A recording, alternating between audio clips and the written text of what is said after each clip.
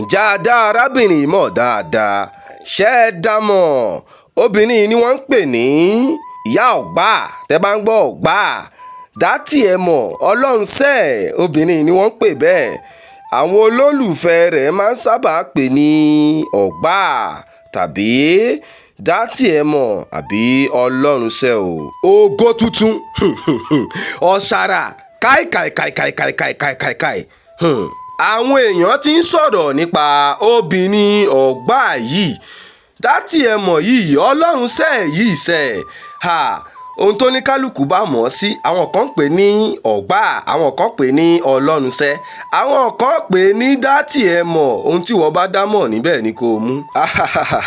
ọlọ́run jọ̀ọ́, bá a ṣe fẹ́ sọ̀rọ̀ òṣèrébìnrin Victoria Adeboye yìí, ìyá ọ̀gbà yìí, ọlọ́run jọ̀ọ́, gbogbo ọwọ́ tó ń share tó ń like post yìí, ọlọ́run bá wa jẹ́ kí wọ́n fọwọ́ yìí kan fi gbé nǹkan rere ṣe o. wọn ò ní fọwọ́ gbọ́mọ sí, wọn ò ní fọwọ́ gbáya sí, wọn ò ní fi gbéra wọn sí o. ọlọ́run jọ̀ọ́, bá wa dáhùn àdúrà gbogbo ẹni tó bá share tó like ẹ̀ nínú ọdún 2026 yìí. bá wa dáhùn àdúrà gbogbo wọn pátá o. ẹ káàárọ̀, ẹ káàsán, ẹ káalẹ́ o, ní gbogbo ibi tẹ́ ẹ ti ń láǹfààní àti máa wo ìkànnì tá a ti ń gbé yín débẹ̀, tá a ti ń já yín tán lórí ìkànnì Kingfax TV, tá a ti ń mú tàwọn tòṣèré àtàwọn celebrities wa wá. ẹ ṣe wá láǹfààní, ẹ share, kẹ́ ẹ like post yìí wá, kẹ́ ẹ ṣe kíni, kẹ́ ẹ comment. ẹ jẹ́ á sọ díẹ̀ lára ohun tá a mọ̀, ká sọ méjì mẹ́ta mẹ́rin nípa ohun tá a mọ̀ nípa obìnrin ọ̀gbà yìí. ká sọ díẹ̀ lára ohun tá a mọ̀ nípa ọlọ́run sẹ́ o. dátì ẹ mọ̀ ohun tó fà á tí wọ́n fi ń pè ní àwọn orúkọ náà. ká sọ fún yín kẹ́ ẹ mọ̀ o, ká ṣàlàyé ẹ̀, ká yànnàná ẹ̀ fún yín. ẹ máa bá wa ká lọ o. Adeboye Victoria ó jẹ́ òṣèrébìnrin o. òṣèrébìnrin ni Victoria Adeboye tó lẹ́nu dáadáa nínú iṣẹ́ sinimá àgbéléwò ti èdè Yorùbá ti Nollywood. òṣèrébìnrin ni Victoria Adeboye o. ó jẹ́ producer, yàtọ̀ sí pé ó ń ṣe eré, ó tún máa ń gbé eré tirẹ̀ jáde fúnra rẹ̀ o tó produce. ó ní ìkànnì lórí YouTube kan tí orúkọ rẹ̀ ń jẹ́ Victoria Adeboye TV. a bí ní December 24 ọdún 1995. ọdún 1995 ní December 24 òun la bí Victoria Adeboye o, tí gbogbo ayé mọ̀ sí ọ̀gbà. dátì ẹ mọ̀ ọlọ́run sẹ́ o. ọ̀kan lára àwọn sinimá tuntun èyí tí ó gbé jáde tí ọ̀pọ̀lọpọ̀ àwọn èèyàn ń sọ̀rọ̀ nípa rẹ̀ ni ìyàwó ọ̀gbà. ọ̀kan lára eré tuntun, eré àgbéléwò tí Victoria Adeboye tó ṣe jáde, tí ó wá jẹ́ kí àwọn ènìyàn máa jẹ orúkọ rẹ̀ lẹ́nu, tí àwọn èèyàn wá fẹ́ràn rẹ̀ dáadáa. ó ní ìyàwó ọ̀gbà o. lára eré tó ṣe jáde yìí ni orúkọ rẹ̀ ti jáde, tí à ń pè ní ọ̀gbà. ibẹ̀ ni orúkọ tí àwọn ènìyàn mọ̀ sí tó ń pè ní ọ̀gbà. dátì ẹ mọ̀ ọlọ́run sẹ́ o. gẹ́gẹ́ bí a ti gbọ́, Victoria Adeboye kàwé gboyè ní yunifásítì ìpínlẹ̀ Ọ̀ṣun, tá a mọ̀ sí uni Ọ̀ṣun o.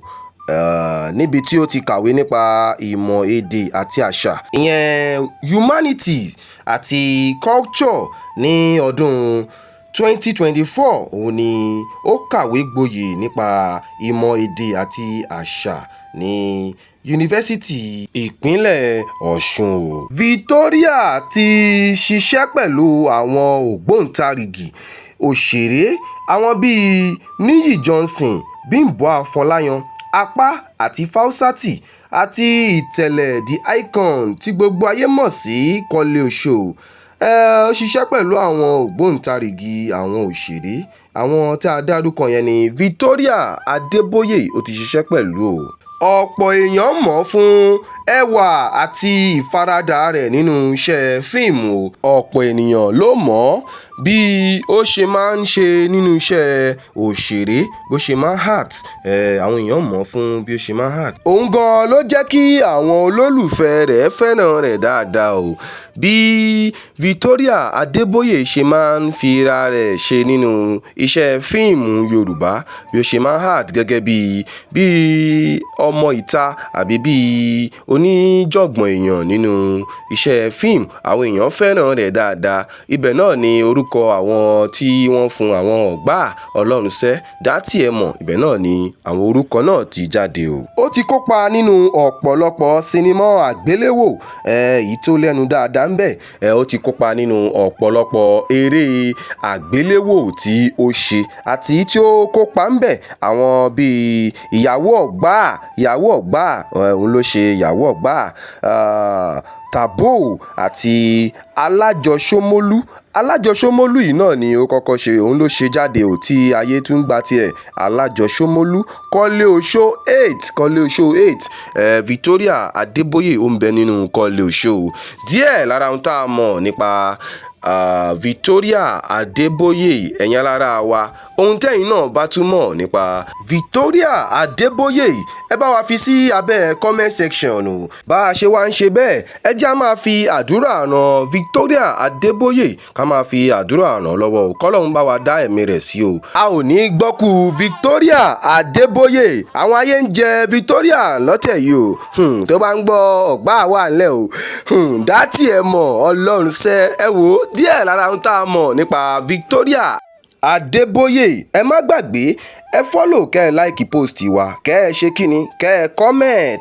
Don't forget to click the follow tàbí subscribe button kẹ́ ẹ lè wà updated. Ire o.